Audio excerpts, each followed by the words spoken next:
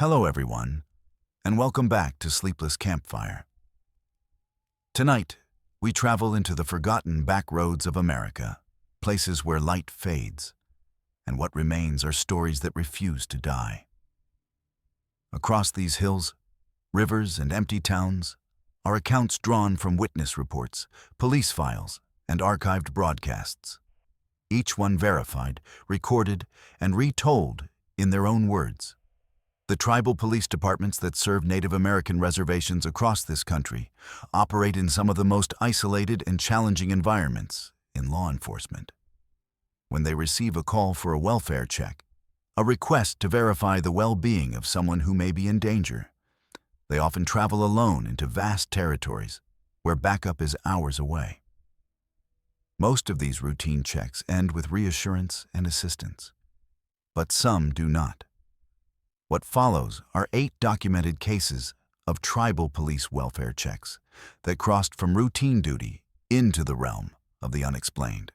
These accounts come from official reports, witness testimony, and recorded transmissions that have never been fully explained.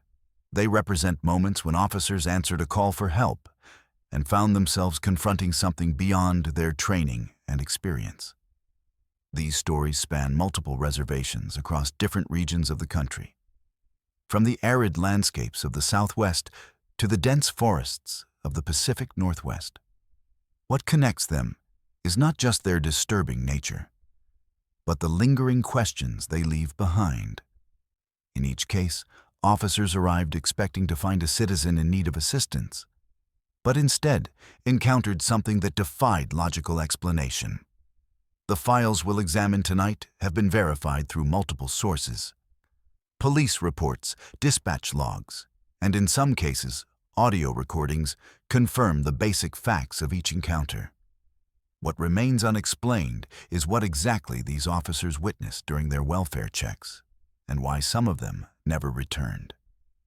Now, let us begin with our first story. It was late October of 2012 when Officer Darren Begay of the Navajo Nation Police Department received a call about an elderly woman who hadn't been seen for 3 days in the remote community of Chilchinbeto, Arizona.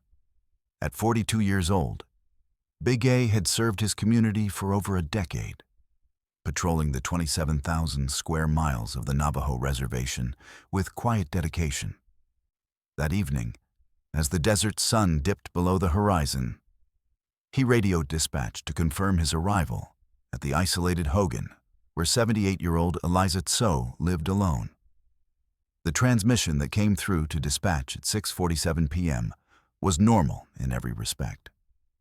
Begay reported that he was approaching the dwelling and would conduct his check before radioing back with his findings. What followed was a period of silence lasting approximately 12 minutes, after which dispatch attempted to contact Begay with no response. The next transmission, logged at 7:02 p.m., contained only what investigators would later describe as unintelligible breathing sounds, followed by a sudden cutoff. When backup units arrived 35 minutes later, they found Begay's patrol vehicle parked with the driver's door open, engine still running, headlights illuminating the empty desert landscape. Officer Begay was nowhere to be found. The Hogan itself stood approximately 50 yards from the patrol car, its traditional octagonal structure silhouetted against the deepening twilight. Inside, investigators discovered no signs of Eliza Tso, no body. No indication of struggle, no personal belongings scattered about. What they did find were Begay's flashlight lying on the dirt floor, its beam pointed toward the east-facing entrance, and his service revolver placed carefully on a small wooden table near the center of the room. Most puzzling were a series of small, child-sized footprints in the dust floor prints that appeared to enter the Hogan, but not exit. The search party that combed the surrounding desert that night found no trace of either Begay or Tso, despite covering a 5-mile radius with thermal imaging equipment and search dogs. The official investigation, led by the FBI under its jurisdiction for major crimes on tribal lands, yielded few answers. The autopsy report on the Hogan's dust samples revealed only human DNA matching Bigay's profile, with no trace of Eliza Tso or any unidentified persons. The audio recording of that final transmission was analyzed by acoustic experts who could determine only that the breathing sounds belonged to Bigay, and that the cutoff was sudden, not gradual as one might expect from a technical malfunction or battery failure. In the months that followed, the Navajo Nation Police Department conducted its own internal investigation, interviewing residents of Chilchinbeto and nearby communities. Several elders spoke of traditional beliefs about skinwalkers, malevolent witches capable of taking animal form, but offered no concrete information about what might have happened that October evening. 5 years have passed since Officer Darren Bigay vanished while conducting a routine welfare check. The case remains open with the FBI, listed as missing person, circumstances unknown. Eliza Tso has never been located, and her Hogan has since been demolished by family members who considered the place tainted by whatever occurred there. The only physical evidence from that night, Bigay's flashlight and service weapon, remain in an evidence locker at the Navajo Nation Police Department headquarters in Window Rock, Arizona. The patrol car he drove that evening has been retired from service, now sitting in a department impound lot, its windshield occasionally bearing handprints that cleaning crews report reappearing no matter how many times they wipe the glass clean. No trace was ever found of Officer Darren Bigay or Eliza Tso beyond the boundaries of that remote Hogan in the Arizona desert, leaving behind only questions and the chilling silence of a welfare check that crossed into territory no training manual could prepare for. On the morning of March 15, 2015, Officer Thomas Red Feather of the Oglala Sioux Tribal Police Department was dispatched to perform a welfare check at a remote residence on the Pine Ridge Reservation in South Dakota. The call had come from a concerned relative in Nebraska who hadn't heard from 62-year-old Joseph Movescamp in over a week. Red Feather, a 28-year-old officer who had grown up on the reservation, was familiar with the area and had visited Movescamp's property on previous occasions for minor disturbances. At 9:17 a.m., he radioed dispatch to confirm his departure from the station in Pine Ridge Village, providing his estimated arrival time of approximately 30 minutes. The journey to Movescamp's residence required navigating a network of unpaved roads that wound through the prairie landscape, passing abandoned homesteads and the occasional herd of cattle. According to GPS data recovered from Red Feather's patrol vehicle, he arrived at the destination at 9:48 a.m. What happened next remains a subject of speculation and concern among law enforcement officers who continue to patrol the vast reservation. The last radio transmission from Red Feather came through at 9:52 a.m., consisting of only 3 words: "The door's open." Dispatch attempted to raise him again at 10 a.m. with no response, triggering a call for backup that would arrive nearly 40 minutes later due to the remote location. When officers Brian Little Eagle and Sarah Wilson reached the property, they found Red Feather's patrol vehicle parked at an angle near the residence's gate, driver's door ajar, emergency lights still flashing. The house itself was a small single-story structure with peeling paint and a porch that sagged noticeably toward one end. As the officers approached with weapons drawn, they noted that the front door stood partially open, just as Red Feather's final transmission had indicated. Inside, they discovered signs of a struggle, overturned furniture, broken glass, and blood spatter on the walls that would later be confirmed as belonging to Officer Red Feather. What they didn't find was any sign of Red Feather himself, nor any trace of Joseph Movescamp. The search that followed would become one of the most extensive in the reservation's history, involving tribal police, county deputies, state troopers, and FBI agents. Over the next 3 days, they scoured the property and surrounding prairie, using helicopters equipped with thermal imaging and ground teams with search dogs. What they discovered only deepened the mystery.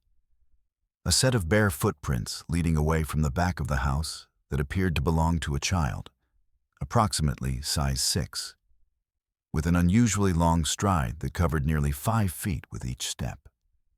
These tracks continued for approximately 200 yards before simply ending in the middle of an open field, with no indication of where the person who made them might have gone. Blood evidence found along the trackway was later matched to red feather, suggesting he had been injured and possibly dragged or carried away from the scene. The official investigation, documented in FBI case file 15A SD037, revealed several disturbing details about the property and its owner. Joseph Moves Camp had a history of mental health issues and had been reported to tribal authorities on multiple occasions for strange behavior, including standing motionless in his yard for hours at a time and speaking to himself in voices that neighbors described as not his own. Of particular interest to investigators was a small structure discovered approximately 50 yards behind the main house. A windowless shed built into the side of a hill, its entrance covered with a heavy steel door that had been forced open from the inside. Inside this underground space, investigators found strange symbols painted on the walls in what appeared to be blood, along with the remains of small animals arranged in ritualistic patterns. Most disturbing was a collection of children's clothing and shoes in various sizes, all covered with a fine layer of dust, as if they hadn't been touched in years. 5 years have passed since Officer Thomas Red Feather disappeared while conducting what should have been a routine welfare check. The FBI case remains open, with periodic reviews as new information or technologies become available. Joseph Moves Camp has never been located, and tribal elders familiar with his family history suggest he may have been involved with traditional practices that strayed into dangerous territory. The property where Red Feather vanished has been abandoned, its buildings gradually succumbing to the harsh prairie weather. Officers who patrol the area still report strange occurrences near the location malfunctioning radio equipment, unexplained shadows moving across the prairie at dusk, and the occasional sound of a child's laughter carried on the wind when no children are present for miles. No trace was ever found of Officer Thomas Red Feather beyond the blood spatters and footprints that marked his final journey into the South Dakota prairie, leaving behind a mystery that continues to haunt the Oglala Lakota Reservation and the law enforcement officers who patrol its vast expanse. It was early November of 2017 when Officer Jennifer Miller of the Menominee Tribal Police Department received a dispatch to check on the welfare of a family living in a remote area of the Menominee Reservation in Wisconsin. The call had come from a school social worker who was concerned after 2 children hadn't attended classes for 3 consecutive days, and their parents weren't responding to phone calls. At 31 years old, Miller had been with the tribal police for 6 years and knew the reservation's approximately 235,000 acres intimately, including the isolated northern region where the Peterson family lived. At 2:13 p.m. on November 7th, she radioed dispatch to confirm her departure. Noting the deteriorating weather conditions as an early winter storm moved through the area. The drive to the Peterson residence took Miller along County Highway VV, a narrow road that wound through dense forest land dotted with occasional clearings and homes. As the first snowflakes began to fall, she reduced her speed, the wipers of her patrol vehicle working to maintain visibility through the increasingly heavy precipitation. According to GPS data later recovered from her vehicle's computer system, Miller arrived at the Peterson residence at approximately 2:45 p.m. Her next transmission came through at 2:53 p.m., her voice calm and professional, as she reported that she was approaching the house and would conduct her welfare check before radioing back with her findings. What followed was a period of silence that would last for nearly 20 minutes, during which dispatch attempted to contact her multiple times with no response. The next transmission from Miller's vehicle came through at 3:12 p.m. and contained only what audio analysts would later describe as unusual ambient sounds, what appeared to be whispering in an unidentified language. followed by a sudden high-pitched tone that caused feedback in the dispatch center. When backup units arrived 27 minutes later, they found Miller's patrol vehicle parked with the driver's door open, engine still running, headlights cutting through the thickening snow. The vehicle was positioned facing the Peterson home, a small single-story structure approximately 50 yards away. Officer Miller was nowhere to be found. Inside the Peterson home, investigators discovered a scene that would haunt all who entered. The family of 4 parents, Michael and Sarah Peterson, and their 2 children, ages 7 and 10, were found huddled together in the master bedroom closet, fully clothed and showing no signs of physical injury. Autopsies would later reveal that all 4 had died from hypothermia, despite the indoor temperature being measured at 68 degrees when their bodies were discovered. What disturbed investigators most was the expression on each family member's face, not the peaceful appearance of those who had passed in their sleep, but rather wide-eyed terror, as if they had witnessed something unimaginable in their final moments. Scattered throughout the house were strange symbols drawn on walls and floors in what appeared to be charcoal, each resembling a spiral with lines radiating outward like a primitive sun. The official investigation, led jointly by tribal authorities and the Wisconsin Department of Justice, yielded few concrete answers about what had transpired at the Peterson home that November afternoon. Officer Miller's body was never found, despite extensive search efforts that continued for weeks. The audio recording from her final transmission was analyzed by multiple experts who could determine only that the whispering voices did not match any known language, and that the high-pitched tone that followed was beyond the normal frequency range of human speech or standard radio equipment. Of particular interest to investigators was a small camera mounted on Miller's uniform, which had continued recording for approximately 8 minutes after her final radio transmission. The footage showed her approaching the Peterson home, flashlight beam cutting through the falling snow before entering through an unlocked front door. For the next 3 minutes, the camera captured her moving through the house, calling out to the family before suddenly swinging upward as if she had fallen backward. The final 5 minutes of recording showed only the ceiling of what appeared to be the living room, accompanied by the same whispering voices and high-pitched tone that had been transmitted over the radio.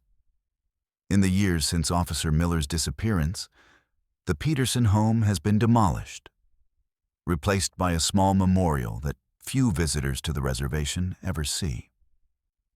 Tribal elders familiar with traditional Menominee beliefs speak of the silent watchers entities said to inhabit the deepest forests of the reservation, appearing only during the transition between seasons and taking particular interest in families with young children.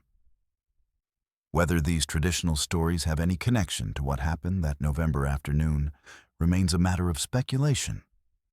What is known is that Officer Jennifer Miller entered a home to check on a family's welfare and never emerged, leaving behind only questions and disturbing evidence that defies logical explanation.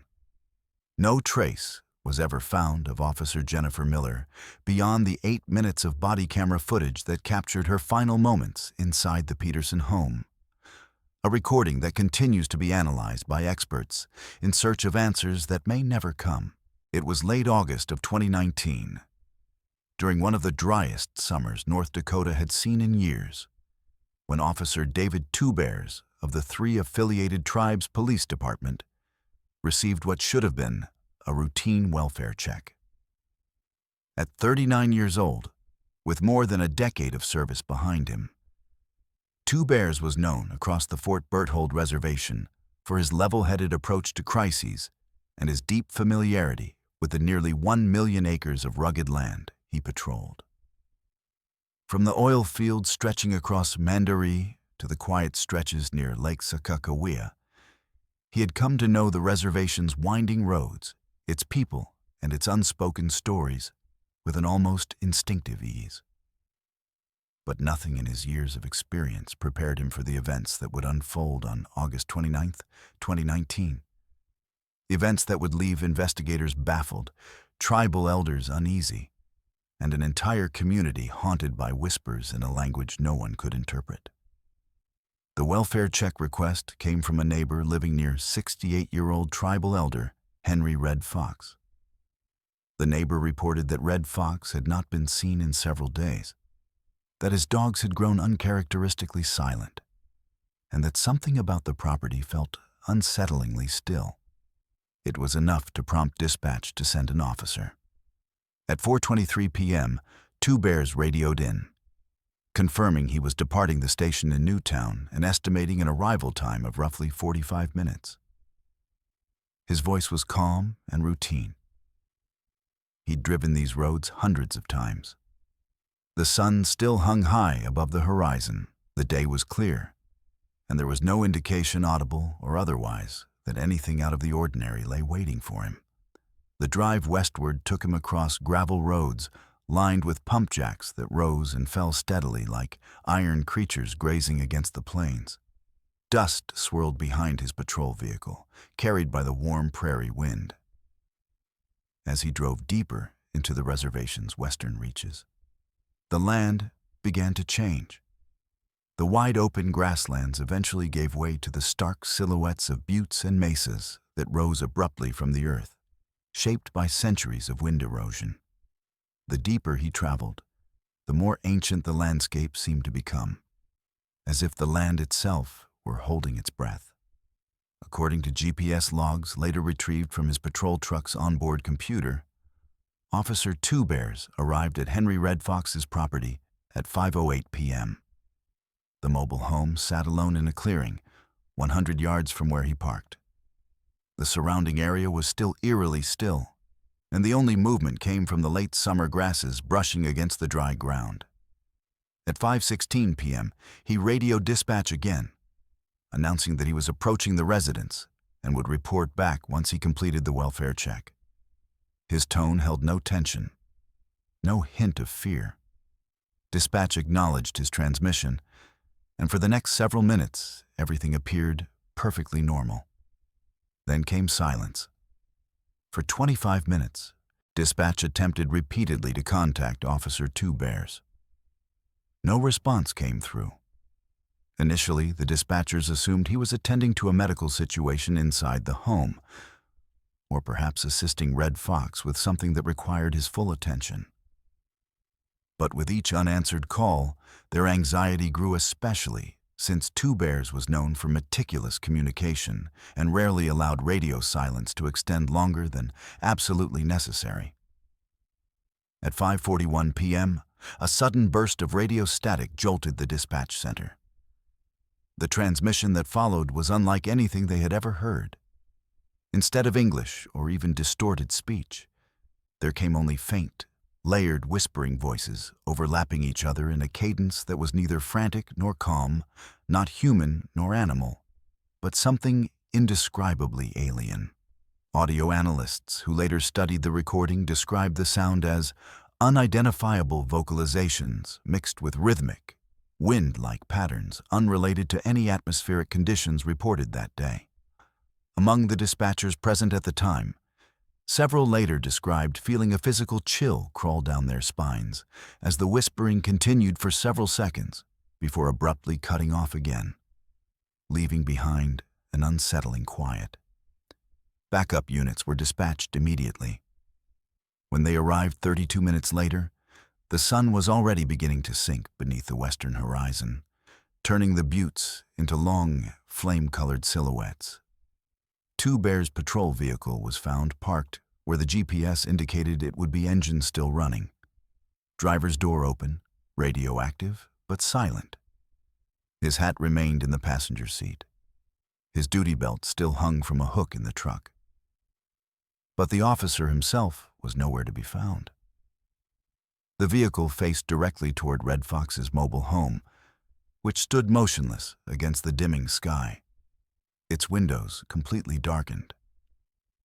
Approaching cautiously, the backup officers found the mobile home unlocked. Inside, the air felt dense, stale, and strangely cold, given the lingering heat outside. There were no signs of a struggle, no overturned furniture, no broken glass, nothing out of place. It was as though the house had been frozen in time. Henry Red Fox was found sitting in a recliner in the living room, eyes closed, hands resting gently on his lap. At first glance, he seemed merely asleep, but when the officers moved closer, it became clear that he had passed away. The medical examiner who later examined the body would list his cause of death as unexplained, noting no signs of trauma, illness, or cardiac arrest. It was as if he had simply stopped. What unsettled officers most were the markings. The walls, windows, and parts of the ceiling were covered with symbols drawn in what appeared to be a mixture of charcoal and animal blood. The symbols resembled concentric circles with outward-pointing lines, like sunbursts or wheels. Their arrangement had a strange, methodical symmetry, neither chaotic nor random, more reminiscent of ritual diagrams than decorative markings. Every window in the home was covered from the inside with black construction paper, taped carefully along the edges, blocking out the outside light. Later interviews would reveal that Red Fox was not known for this sort of behavior. And family members confirmed he had no history of mental illness or ritualistic tendencies. Investigators combed the house for clues. They found no footprints other than those expected, no signs of forced entry, no signs that Officer Two Bears had been harmed inside the home. The most important discovery came when they found his duty jacket draped neatly over a kitchen chair. Inside one of the pockets was a small digital audio recorder activated manually, as if he had turned it on moments before disappearing. The recording lasted 10 minutes. What it captured became one of the most disturbing pieces of evidence ever collected in a disappearance case on the reservation.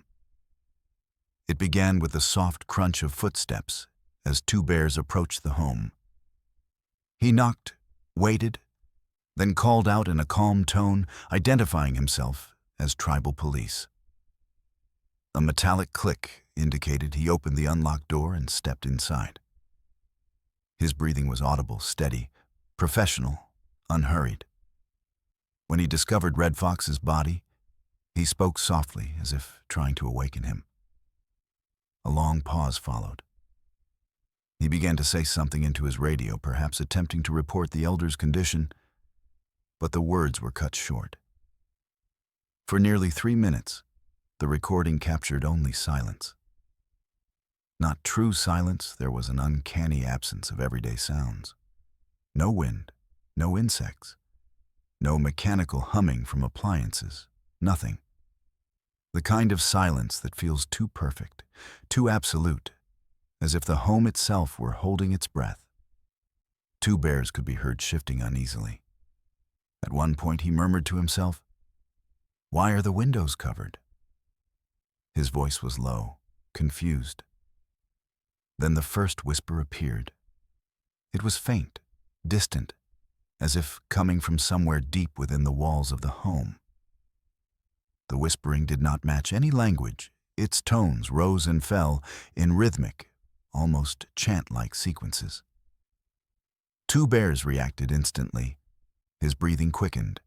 He called out sharply, "Who's there?"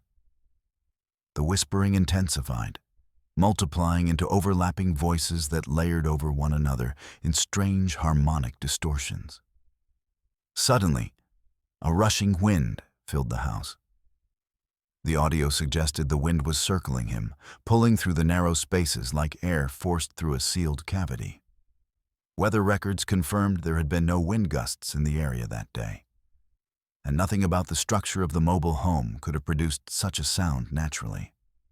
Two Bears' boots scraped across the floor as he moved quickly, perhaps backing away or reaching for his radio. He can be heard shouting, "Stop! Stop right there!" The whispering continued, growing louder, the wind rising behind it in an unnatural crescendo. Then came the overlapping voices, male and female tones, high-pitched and low, Some soft and some rasping, like dry leaves dragged across wood, fell speaking in unison. Linguistic experts would later conclude that the recording did not contain any identifiable language or dialect. The voices seemed to form patterns rather than words, as though communicating in a code beyond human comprehension. In the final 30 seconds of the recording, the wind sound grew violent, almost like a vortex forming inside the home. Two Bears' voice broke through only twice more. His last audible words, spoken in a breathless whisper, were, I see you." The recording ended abruptly with a burst of static. Despite weeks of search efforts, ground teams, dogs, helicopters, volunteers, no trace of Officer David Two Bears was ever found. His disappearance made no logical sense. He had left no footprints leading away from the home, no signs of struggle, no evidence that he'd been dragged, pursued, or injured. It was as if he had simply vanished into the air. Tribal elders, when consulted privately, spoke of the little people, supernatural beings said to inhabit the Badlands and mesas. They were not necessarily small. The term little referred more to their elusiveness, their ability to appear and disappear, to communicate through wind and whispers. According to tradition, they were watchers of places where the land was thin, places where time and space could shift. Some elders refused to step foot near the property, even after the mobile home was removed months later. They stood at a distance and prayed in low voices, offering tobacco to the west. The North Dakota Bureau of Criminal Investigation eventually closed the case due to lack of evidence, though the final report reads more like a list of unanswered questions than a conclusion. Officially, the case is classified as an unresolved disappearance. Unofficially, investigators admit they have no explanation. The property where Henry Red Fox once lived now sits empty. A small stone marker placed by his family stands near the entrance to what used to be the driveway. The carved circle on the stone, selected by his granddaughter, looks eerily similar to the markings found inside the home, though she insists she had never seen the symbols before. Visitors who stop near the site often report strange sensations. Some say the wind there feels colder. Others describe an unnatural hush that settles over the clearing. A few claim they heard faint whispering on days when the air was perfectly still. To this day, the digital recorder containing Officer Two Bear's final moments remains locked away in an evidence vault. Investigators who have listened to it privately sometimes refuse to hear it a second time. They all describe the same unsettling experience. The voices sound close, too close, and the wind sounds like it is moving inside a confined space, spiraling with deliberate purpose. The final conclusion, written in the internal tribal brief, is simple, stark, and chilling. No trace was ever found of Officer David Two Bears beyond the 10-minute recording captured inside the Red Fox residence, a recording containing whispers in a language no living person has been able to identify. What happened inside that home remains unknown. And as the elders often say when the subject arises, some places remember, and some places are not meant to be entered alone. The land at Fort Berthold still whispers, and the whispering never stops. It was early December of 2020, deep into the first true cold snap of the Northern Plains winter, when Officer Rachel White Calf of the Blackfeet Tribal Police Department received the call that would mark the final known moments of her life. The Blackfeet Reservation, a vast expanse of mountains, plains, deep forests, and ancient stories, had always held an uneasy balance between the modern world and the old spirits that tribal elders warned were never far away. At 28 years old, White Calf was still learning the territory. She patrolled a land that could be breathtaking in one moment and unsettling in the next, especially along the eastern edge where the reservation bordered the dark, jagged profile of Glacier National Park. She had been with the department a little over 3 years and was known for her calm presence, her sharp instincts, and her respect for both the land and the people who lived on it. None of that, however, could have prepared her for what she encountered on December 4th, 2020. The welfare check request came from a relative in Calgary who had grown increasingly worried about 54-year-old tribal member George Running Wolf. He called weekly, always on the same day, always at the same time. When those calls stopped abruptly, the relative reached out to the Blackfeet authorities. Dispatch reviewed the details. Isolated cabin, winter conditions, no communication in over a week. Standard protocol dictated immediate response. At 10:17 a.m., Officer Whitecalf radioed dispatch from the police station in Browning, confirming her departure and estimating an arrival time of about 1 hour, factoring in the icy roads and drifting snow. She set out along Highway 2, the long, exposed stretch of road that carved across the southern edge of the reservation. The reservation sprawled around her open plains, dusted white, scattered pines bending in the wind, and beyond them, the rising wall of the Rocky Mountains. The peaks were smothered in fresh snow, their slopes disappearing into clouds. Visibility came and went with the whims of winter gusts. As she drove, tire tracks faded behind her in minutes, swallowed by blowing powder. About 45 minutes outside Browning, she turned north onto a Forest Service road. The road climbed quickly, weaving through patches of dense trees and rocky slopes. Snow blanketed everything thick on the branches, deeper still on the unplowed road ahead. Radio logs recovered later confirmed that she had slowed significantly, navigating the final miles with extreme caution. It was a remote region, seldom traveled even in summer and dangerously quiet in winter. Her patrol vehicle's GPS data showed she arrived at George Running Wolf's property at 11:25 a.m. The cabin appeared on her dashboard camera a moment later, a small, weathered log structure tucked between towering spruces, smoke curling faintly from its chimney. At 11:33 a.m., she radioed dispatch again, her voice steady, professional, routine. "Dispatch, this is Whitecalf. I'm approaching the cabin now. We'll conduct welfare check and report back." "Copy that, Whitecalf," dispatch responded. "Be advised, winter storm expected early afternoon. Keep us updated." There were no signs of anything unusual in her tone, no hint of what was to follow. What came next was 30 minutes of silence. Dispatch attempted twice to request status. No response. The third attempt came with a note of concern from the dispatcher, who had grown familiar with Whitecalf's reliable communication patterns. Again, silence. At 12:03 p.m., the radio came alive. But it was not Rachel Whitecalf's voice. The transmission that crackled through the speakers was described later by audio specialists as unusual rhythmic sounds, a term that did little justice to what it actually contained. What dispatch heard were low, steady pulses resembling drum beats, synchronized and yet layered, as if coming from several directions at once. Beneath the drumming was chanting voices, rising and falling in an unknown language. Neither Blackfeet nor any indigenous dialect catalogued in Montana. The chanting was soft, almost whisper-like, but unmistakably deliberate, as though part of a ritual. The sounds faded in and out of the transmission like wind sweeping across an old microphone. The moment the dispatchers tried to respond, the transmission ended.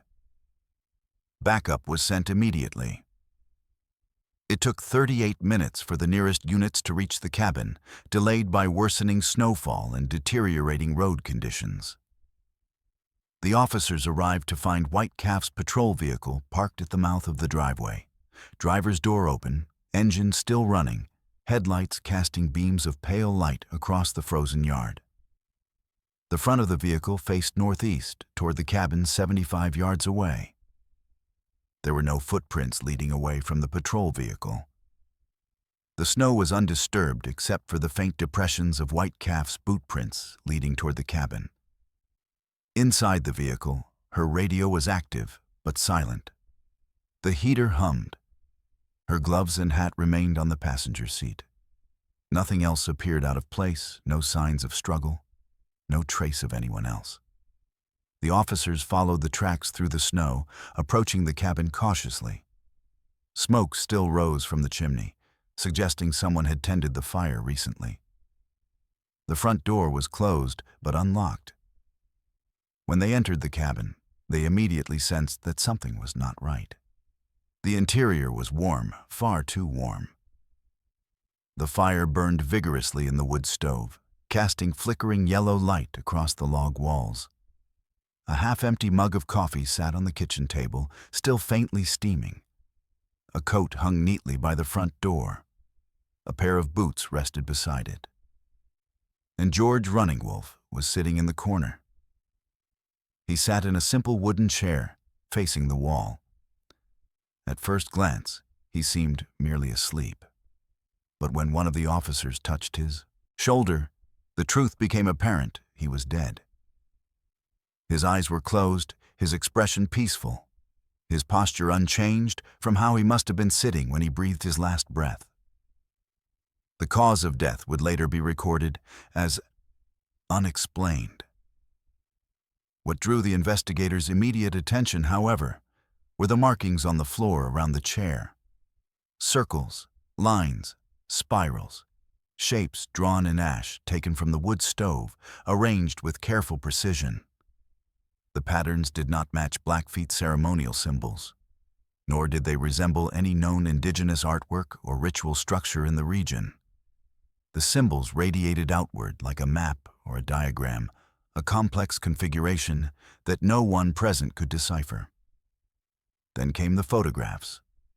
Scattered around the cabin, pinned to walls, tucked behind books, stacked on shelves, were dozens of photographs of George Running Wolf in various places across the reservation. Some showed him near Two Medicine Lake, others near the plains north of Browning, others still near forested foothills. In every image, Running Wolf stood alone, or appeared to be, because in the background, sometimes behind a tree, sometimes partially obscured by shadow, sometimes little more than a shape at the edge of the frame, was a dark figure. Not quite human, not quite defined, always present, always close, always watching. Investigators collected the photographs, trying to determine whether the figure was an artifact of lighting, dust, or some optical illusion. But the more they studied them, the more consistent the figure appeared. It was always roughly the same height, always positioned behind Running Wolf, and always blurred, as though it were an object refusing to be captured clearly. The search for Rachel White Calf began immediately.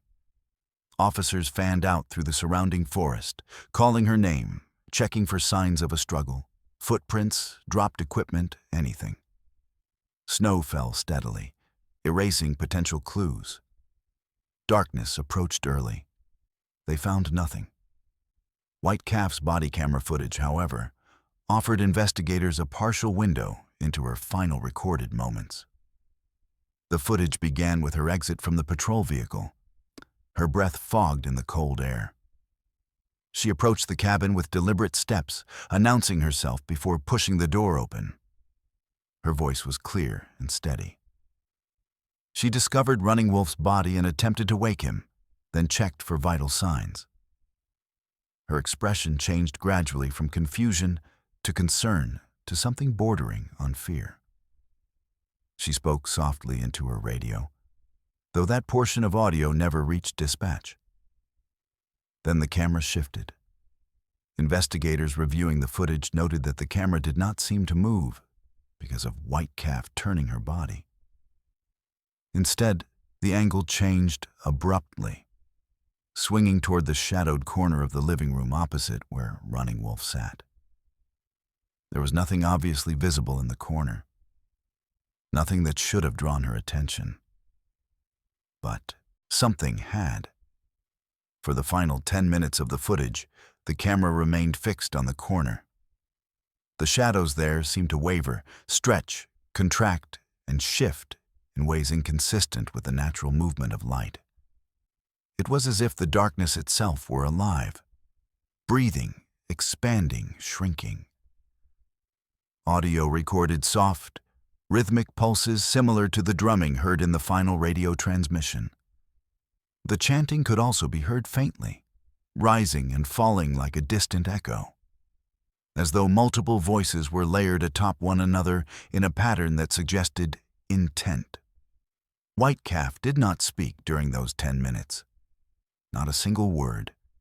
Her steady breathing was audible, but nothing else. At 12 minutes and 26 seconds, the body camera abruptly cut out, not from impact or obstruction, but a sudden loss of power that technicians later could not explain. The battery, when analyzed, was still more than half charged. The footage never resumed. Search efforts continued for weeks despite heavy snowfall. Drones were deployed. Tracking dogs were brought in. Volunteers scoured the forest on snowshoes. Officers checked vacant cabins, ravines, drainage areas, and known campsites. Winter storms complicated everything, burying potential leads. Not a single piece of evidence related to Rachel White Calf was ever found. Not clothing, not equipment, not tracks. Tribal elders were consulted. Many of them spoke quietly, as though discussing a subject not meant for broad conversation. They spoke of the shadow people, entities said to inhabit the darkest, coldest parts of the reservation beings of winter, who slipped between worlds, attaching themselves to individuals who had disrupted the natural balance in ways unknown. The elders did not say these stories explained what happened, only that some places carried histories older than the tribe itself. Some places, they said, were not meant to be entered in December. The cabin where Running Wolf lived was boarded up by tribal authorities in early spring. The official reasoning cited structural concerns, though none of the responding officers believed that explanation. Many refused to set foot inside it again. A few refused even to speak of the case. In official reports, the disappearance remains unsolved, unexplained, unresolved. A welfare check that ended with a missing officer, a deceased tribal elder, and a body camera recording that offered more questions than answers. In unofficial conversations, those who have listened to the recovered audio speak in low tones. They describe the chanting as something that feels ancient, something that resonates deep in the chest. They describe the drumming as coming from everywhere at once, and they describe the shifting darkness in the footage as something they can't explain, but can't forget either. No trace of Officer Rachel White Calf was ever found beyond those 15 minutes of footage, 15 minutes that reveal no attacker, no struggle, no definitive presence. Only a dark shape in the corner. Only the whispers of an unidentified language. And an overwhelming sense, felt by everyone who watches the video, that something in that cabin was waiting for her. Something that did not intend to let her leave. It was late June of 2018 when Officer Carlos Romero of the Tohono O'Odham Police Department was dispatched to conduct a welfare check at a remote residence in the western region of the Tohono O'Odham Nation in Arizona.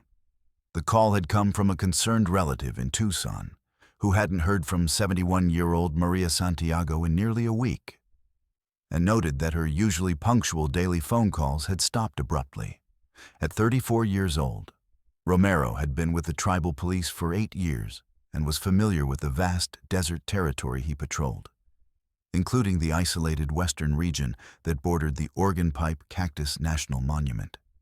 At 7:42 a.m. on June 28th, he radioed dispatch to confirm his departure from the police station in Sells, providing his estimated arrival time of approximately 50 minutes. The journey to Santiago's residence took Romero along Arizona State Route 86, which cut through the heart of the reservation before branching off onto a series of unpaved roads that wound through the Sonoran Desert. As he drove deeper into the reservation's western region, the landscape grew increasingly barren, with saguaro cacti standing like silent sentinels against the rising desert sun. According to GPS data later recovered from his patrol vehicle's computer system, Romero arrived at Santiago's property at approximately 8:33 a.m. His next transmission came through at 8:41 a.m., his voice professional as he reported that he was approaching the residence and would conduct his welfare check before radioing back with his findings. What followed was a period of silence that would last for nearly 20 minutes, during which dispatch attempted to contact him multiple times with no response. The next transmission from Romero's vehicle came through at 9:01 a.m. and contained only what audio analysts would later describe as unidentifiable vocalizations, what appeared to be a single voice speaking in an unknown language, with an echo-like quality that suggested it was coming from multiple directions at once. When backup units arrived 27 minutes later, they found Romero's patrol vehicle parked near the entrance to Santiago's property, driver's door open, engine still running. The vehicle was positioned facing west, toward a small mobile home that sat approximately 60 yards away, its metal exterior glinting in the morning sun. Officer Romero was nowhere to be found. Inside Maria Santiago's mobile home, investigators discovered a scene that would puzzle even the most experienced members of the search team. The residence appeared undisturbed, with the air conditioner still running and a breakfast of half-eaten toast and coffee sitting on the kitchen table. Santiago herself was found sitting on the edge of her bed, fully dressed and appearing to be asleep. When officers approached, they discovered that she had passed away, though the cause of death would later be determined as unexplained by the medical examiner. What disturbed investigators most were the strange markings found on the walls of the bedroom. A series of spirals and geometric shapes drawn in what appeared to be charcoal, arranged in a pattern that no one could identify.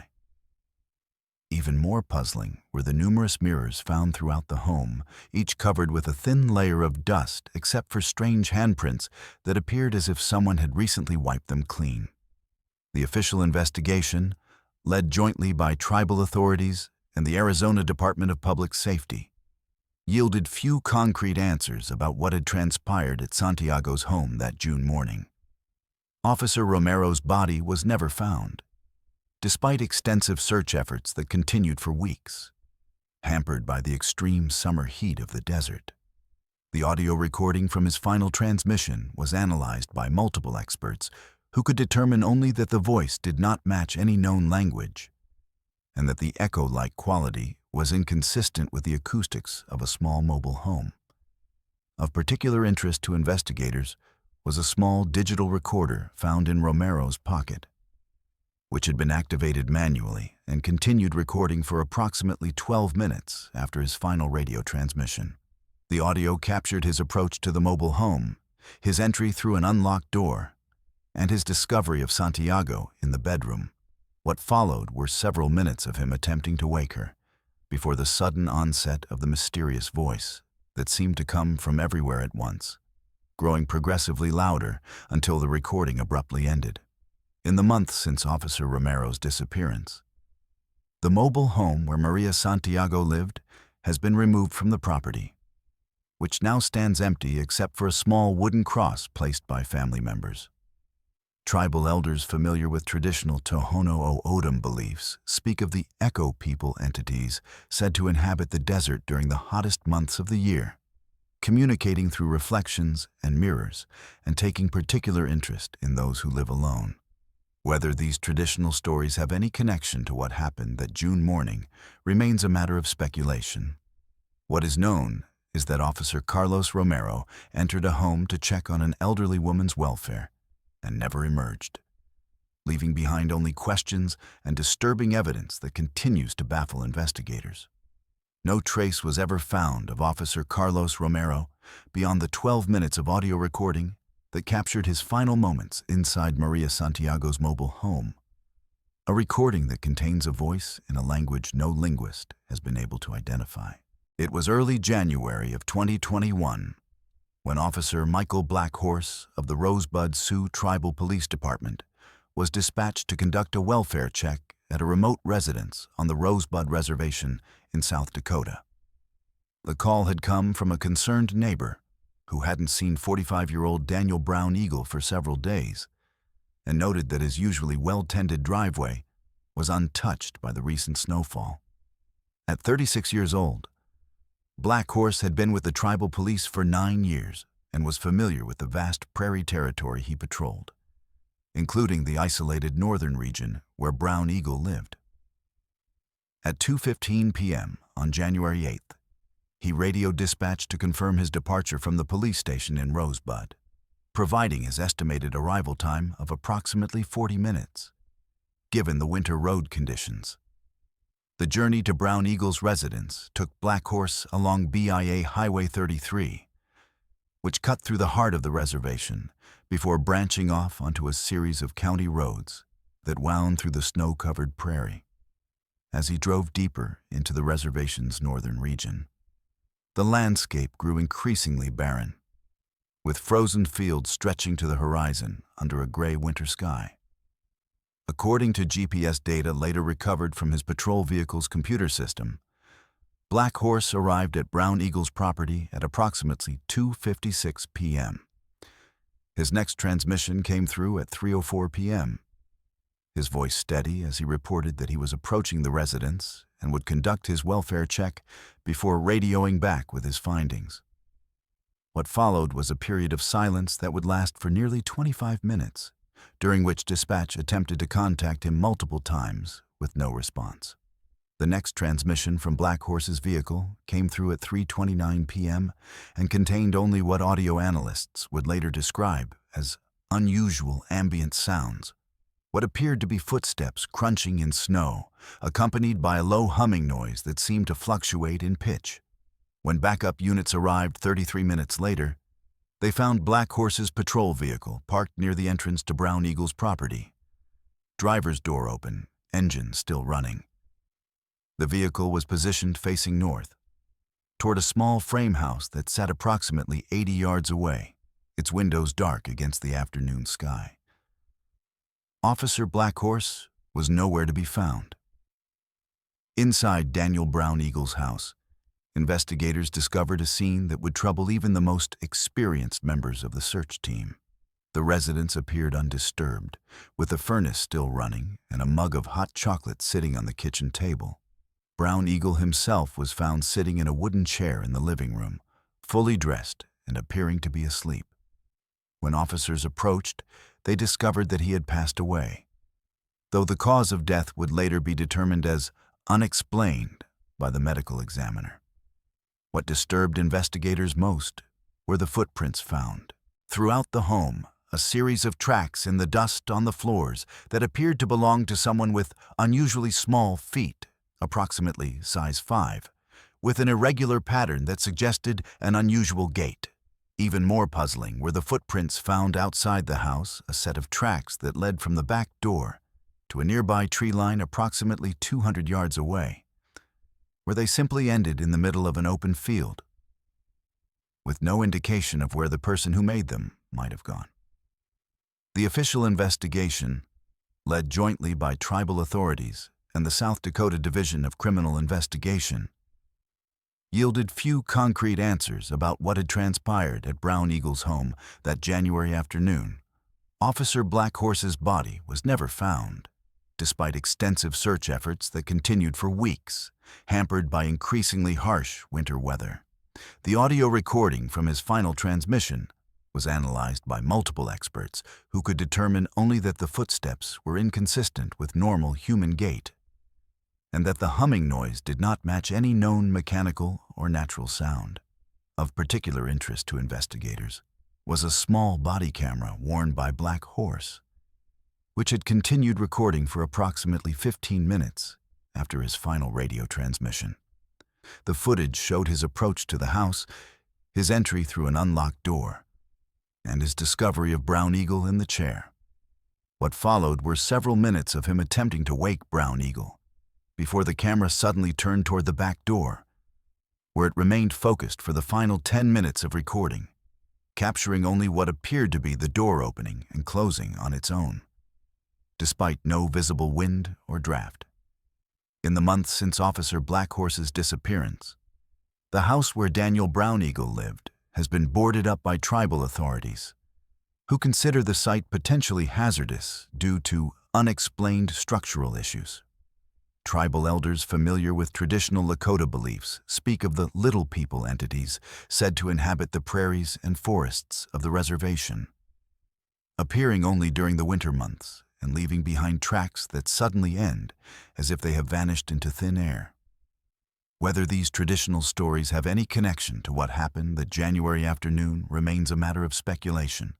What is known is that Officer Michael Blackhorse entered a house to check on a man's welfare and never emerged, leaving behind only questions and disturbing evidence that continues to trouble those who investigated the case. No trace was ever found of Officer Michael Blackhorse beyond the 15 minutes of body camera footage that captured his final moments inside Daniel Brown Eagle's house. Footage that shows nothing definitive but leaves viewers with an overwhelming sense of unease. It was late October of 2016 when Officer Rebecca Johnson of the Red Lake Tribal Police Department was dispatched to conduct a welfare check at a remote residence on the Red Lake Reservation in Minnesota. The call had come from a concerned teacher at the local school who hadn't seen 12-year-old Thomas Spears in class for 3 days and noted that his parents hadn't responded to phone calls. At 29 years old, Johnson had been with the tribal police for 5 years and was still learning the vast territory she patrolled, particularly the isolated western region where the Spears family lived. At 6:47 p.m. on October 27th, she radioed dispatch to confirm her departure from the police station in Red Lake, providing her estimated arrival time of approximately 50 minutes, given the rural road conditions. The journey to the Spears residence took Johnson along a series of county roads that cut through the reservation's forested landscape, passing lakes and wetlands that reflected the deepening twilight. As she drove deeper into the reservation's western region, the landscape grew increasingly isolated, with fewer homes and more dense woodland. According to GPS data later recovered from her patrol vehicle's computer system, Johnson arrived at the Spears property at approximately 7:38 p.m. Her next transmission came through at 7:46 p.m., her voice calm as she reported that she was approaching the residence and would conduct her welfare check before radioing back with her findings. What followed was a period of silence that would last for nearly 20 minutes, during which dispatch attempted to contact her multiple times with no response. The next transmission from Johnson's vehicle came through at 8:06 p.m., and contained only what audio analysts would later describe as unidentifiable vocalizations, what appeared to be multiple voices speaking in an unknown language, with a child's laughter occasionally audible beneath the other sounds. When backup units arrived 34 minutes later, they found Johnson's patrol vehicle parked near the entrance to the Spears property, driver's door open, engine still running. The vehicle was positioned facing west, toward a small single-story house that sat approximately 70 yards away, its windows dark except for a single light visible in what appeared to be a bedroom window. Officer Johnson was nowhere to be found. Inside the Spears home, investigators discovered a scene that would haunt all who entered. The house appeared undisturbed, with the television still on in the living room and a half-eaten meal sitting on the kitchen table. The family of 4 parents, Robert and Mary Spears, and their 2 children, ages 8 and 12, were found huddled together in the master bedroom, fully clothed and showing no signs of physical injury. Autopsies would later reveal that all 4 had died from unknown causes, with no toxins or substances found in their systems. What disturbed investigators most were the strange markings found on The walls of the bedroom, a series of symbols drawn in what appeared to be charcoal, arranged in a pattern that no one could identify. Even more puzzling were the numerous audio recordings found throughout the home, each cassette tape labeled with dates spanning the previous 6 months, all containing what appeared to be the same unknown language heard in Johnson's final transmission. The official investigation, led jointly by tribal authorities and the Minnesota Bureau of Criminal Apprehension, yielded few concrete answers about what had transpired at the Spears home that October evening. Officer Johnson's body was never found, despite extensive search efforts that continued for weeks. The audio recording from her final transmission was analyzed by multiple experts who could determine only that the voices did not match any known language, and that the child's laughter was inconsistent with any recording the Spears family owned. Of particular interest to investigators was a small body camera worn by Johnson, which had continued recording for approximately 12 minutes after her final radio transmission. The footage showed her approach to the house, her entry through an unlocked door, and her discovery of the family in the bedroom. What followed were several minutes of her attempting to wake them, before the camera suddenly turned toward the closet door, which slowly opened on its own, revealing only darkness before the recording abruptly ended. In the years since Officer Johnson's disappearance, the house where the Spears family lived has been demolished, replaced by a small clearing that few visitors to the reservation ever see. Tribal elders familiar with traditional Ojibwe beliefs speak of the dark walkers entities said to inhabit the deepest forests of the reservation, communicating through unknown languages and taking particular interest in families with young children. Whether these traditional stories have any connection to what happened that October evening remains a matter of speculation. What is known is that Officer Rebecca Johnson entered a home to check on a family's welfare and never emerged, leaving behind only questions and disturbing evidence that continues to baffle investigators.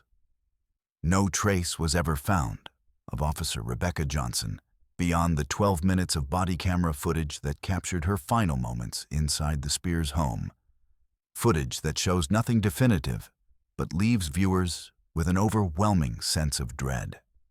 The American landscape remains vast and unknowable, particularly within the boundaries of tribal reservations that span millions of acres across this country. These sovereign territories, home to Native American communities for generations, contain spaces where modern law enforcement sometimes encounters phenomena that defy explanation. The 8 cases we've examined tonight represent moments when tribal police officers answered routine calls for welfare checks and crossed into territory that no training manual could prepare them for. What connects these disparate incidents from reservations across the country is not just their disturbing nature, but the lingering questions that they leave behind. In each case, officers arrived expecting to find citizens in need of assistance, but instead encountered something that challenged their understanding of the natural world. The Navajo Nation, Pine Ridge, Menominee, Fort Berthold, Blackfeet, Tohono O'odham, Rosebud, and Red Lake. Each reservation has its own traditional beliefs and cultural context. Yet the phenomena described in these cases share striking similarities.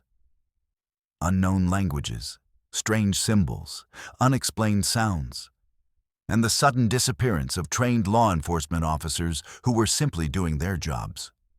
The tribal police departments that serve these communities operate with limited resources in some of the most challenging environments in American law enforcement. When an officer vanishes while on duty, the impact ripples through close-knit communities that already face numerous challenges. Each of the 8 officers we've discussed tonight left behind families, colleagues, and communities that continue to grapple with not just the loss, but the mystery of what exactly happened during those fateful welfare checks. The cases remain open, filed away in evidence rooms with notes indicating circumstances unknown or unexplained phenomena. What these stories remind us is that there are still places in this country where the veil between the known and unknown grows thin, where ancient beliefs intersect with modern law enforcement, and where some questions may never have satisfactory answers. The traditional stories and beliefs of Native American communities often speak of entities and phenomena that exist beyond Western understanding of the natural world. Whether these traditional explanations hold any truth or whether there are other explanations for what happened to these 8 officers remains a matter of speculation. What is undeniable is that something unexplainable occurred during each of these welfare checks. Something that resulted in the disappearance of trained law enforcement officers who were simply trying to ensure the well-being of community members. The silence that follows each of these cases is perhaps the most disturbing element of all. In a world where we expect answers, where we believe every mystery can eventually be solved through investigation and technology, these 8 cases stand as reminders that some phenomena may forever remain beyond our understanding. The audio recordings, body camera footage, and physical evidence collected from each scene provide tantalizing clues but no definitive answers. They represent moments when the rational world of law enforcement collided with something that defies categorization, leaving behind only questions and the chilling silence of stories that refuse to be fully explained. If you or someone you know has a true story to share, leave it in the comments below. Our researchers examine every account for potential verification and future inclusion in our series. The files we examine are drawn from official records, witness testimony, and documented incidents that continue to puzzle investigators and challenge our understanding of what is possible in the vast and varied landscapes of America. Thank you for watching Sleepless Campfire. Until next time, stay safe out there.